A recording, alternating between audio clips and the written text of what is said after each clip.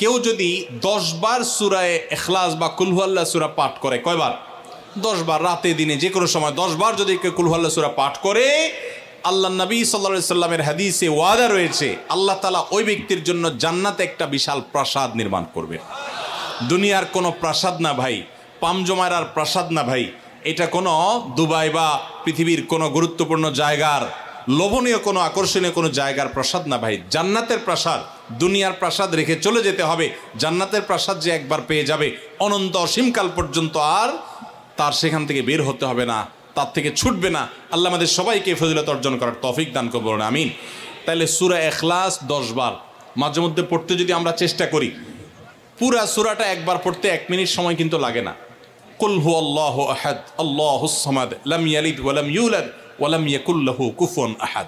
কয় সেকেন্ড সময় লাগছে? 20 সেকেন্ড, 25 সেকেন্ড। আপনি চাইলে